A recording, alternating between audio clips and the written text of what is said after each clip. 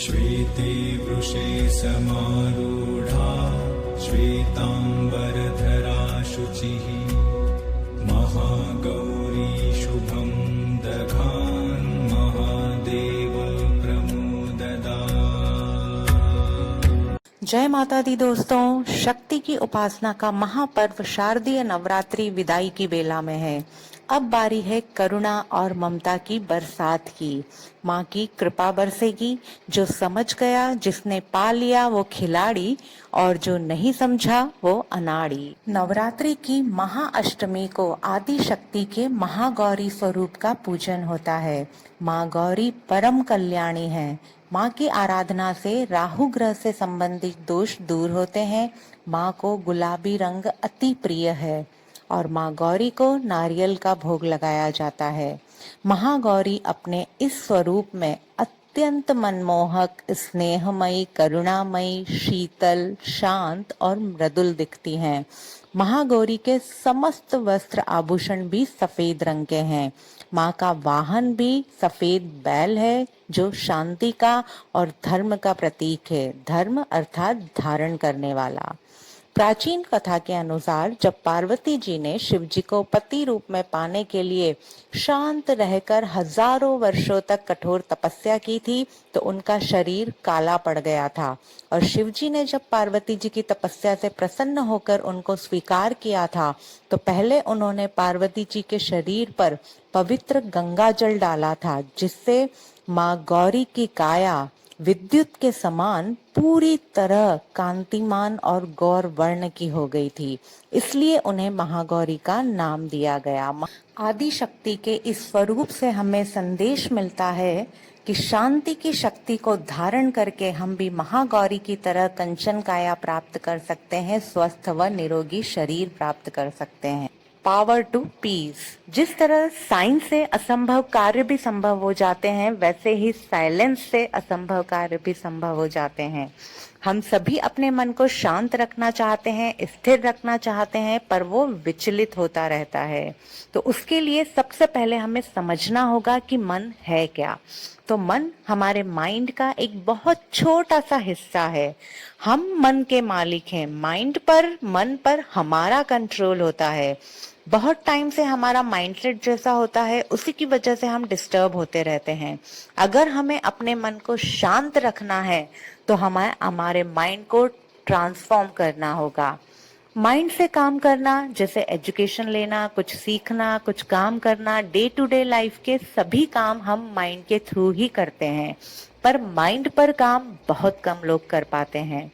अगर लाइफ में सरवाइव करना है, तो हमें माइंड से काम करना ही होता है, जो कि जरूरी भी है। लेकिन इसका खुशी से कोई कनेक्शन नहीं है। जरा सोचिए, माइंड के थ्रू जब हम काम करते हैं, तो आपको सक्सेस तो मिल जाती है, पर खुशी मिलेगी? Impossible. Working through the mind will never give you happiness, because mind एक के बाद एक सपनों के महल खड़ा करता रहता है। जब हम माइंड से काम करते हैं, तब हम 1 मिनट में एक्साइटेड हो जाते हैं, खुश हो जाते हैं, और दूसरे ही पल में डिप्रेस हो जाते हैं। क्योंकि जब हमने जैसा सोचा वैसा होता रहा, सफलता मिली हमको, तो हम खुश होते हैं। और जैसे ही हमने जैसे सोचा वैसा नहीं हुआ या फेलियर मिली हमको, तो हम दुखी हो जाते हैं। और जो लोग माइंड पर काम करते हैं, वो हर स्थिति में, सुख हो, दुख हो, सफलता हो, असफलता हो, चाहे कोई भी विपरीत परिस्थिति हो, उसमें खुश रह सकते हैं। क्योंकि परिस्थितियां या रिजल्ट हमारे कंट्रोल में नहीं है, पर हमारा माइंड, मन और उसकी स्थिति पूरी तरह से हमारे कंट्रोल में है। सपोज कोई व्यक्ति पोयम लिखता है। अब अगर उसकी 1-2 पोयम पब्लिश हो जाती है, तो वो बहुत खुश होता है, क्योंकि उसने जैसा सोचा था वैसा हो रहा है। और जैसे ही तीसरी पोयम के टाइम पब्लिशर ने उसको पब्लिश करने से मना कर दिया, तो बस हमने जैसा सोचा था वैसा नहीं हुआ, तो हम दुखी हो जाते हैं। जब हम माइंड के थ्रू काम करते हैं, तो 2 ही बातें होती है। या तो हम जैसा चाहते हैं वैसा होता है और या हम जैसा चाहते हैं वैसा नहीं होता। अगर हम जैसा चाहते हैं वैसा होता रहता है तो हमारा लालच, हमारी इच्छा, हमारा एक्साइटमेंट और बढ़ता जाता है। और अगर हम जैसा चाहते हैं वैसा ना हो तो हम दुखी हो जाते हैं। टेंशन, स्ट्रेस, एंजाइटी, इन सब की जड़ क्या है? जैसा मैं चाहती हूँ वैसा नहीं होना। एक और बात हमारे इनर पीस को फ्लक्चुएट करती है, वो है लोग क्या कहेंगे। सबसे बड़ा रोग क्या कहेंगे लोग। लोग वही कहते हैं जो वो खुद होते हैं, ना कि वो जैसे आप हो। क्योंकि जिसका स्टेट ऑफ माइंड जैसा होता है, जिसकी सोच जैसी होती है, व्यक्ति ने अपने मन को इमोशनल डाइट के रूप में जो दिया होगा वही बाहर आता है। जैसे आपने कभी बहुत बुरा खाना खाया हो और पेट में गैस बन रही है, अब आप उसे रोक सकते हैं?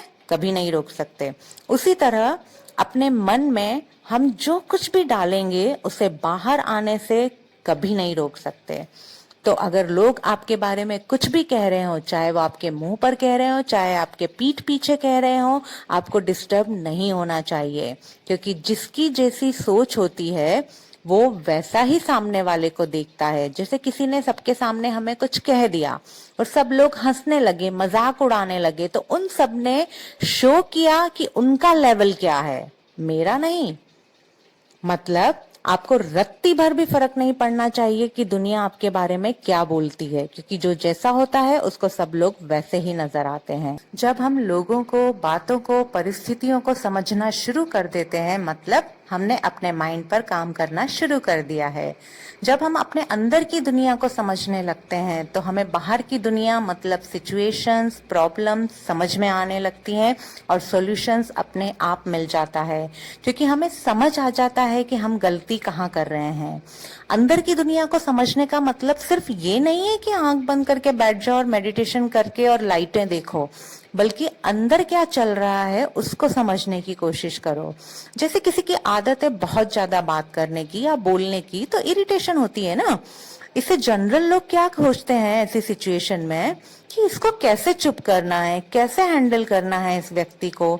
पर मैं ऐसा नहीं सोचती हूँ, बल्कि मैं सोचती हूँ कि ये जो इरिटेशन मेरे अंदर हो रही है इस व्यक्ति के बोलने से, तो मुझे अपने आप को अपने अंदर कैसे हैंडल करना है, ना कि बाहर इस बंदे को कैसे हैंडल करना है। अगर हम बाहर लोगों को, परिस्थितियों को, बातों को बदलना चाहेंगे तो हम कभी भी नहीं बदल पाएंगे। क्योंकि व्यक्ति जब तक खुद को बदलना नहीं चाहेगा या खुद कुछ सीखना नहीं चाहेगा, उसको कोई भी नहीं सिखा सकता कुछ भी। लोगों को बदलने में अपना टाइम व एनर्जी को वेस्ट करके अपने मन की शांति को डिस्टर्ब नहीं करना चाहिए। बस अपना काम करते रहो पीसफुल। अगर फिर भी कभी बहुत ज्यादा थॉट्स आ रहे हो, डिस्टर्बेंस हो रही हो, तो मन को शांत करने के लिए एक पॉज लेना चाहिए। Pause for piece. अपने आप के साथ साइलेंस में बैठें। जैसे बोलना हमें दूसरों से जोड़ता है, वैसे ही साइलेंस हमें अपने आप से जोड़ता है। डिटैच होकर परिस्थिति को देखें और सोचें। श्रीमद् भगवत गीता में श्री कृष्ण ने अर्जुन से कहा था कि जो हो रहा है अच्छे के लिए हो रहा है, जो हुआ अच्छे के लिए हुआ और जो होगा वो भी अच्छे के लिए ही होगा। तो शांति एक वर्ड नहीं है, अनुभूति है। इसे एक्सपीरियंस जरूर करें। कहते हैं अंतर्मुखी सदा सुखी। अगले 24 घंटे के लिए व्रत रखना है। शांति को, मौन को, साइलेंस को अनुभव करेंगे। संपूर्णता का अनुभव करने के लिए, शांत झील की तरह मनमोहक बनने के लिए, इनर साउंड को एक्सपीरियंस करने के लिए हम अपने माइंड पर वर्क करेंगे और माइंड को ट्रांसफॉर्म करेंगे। Silence is gold, speech is silver. Have a nice day. Happy Navratri. Stay tuned.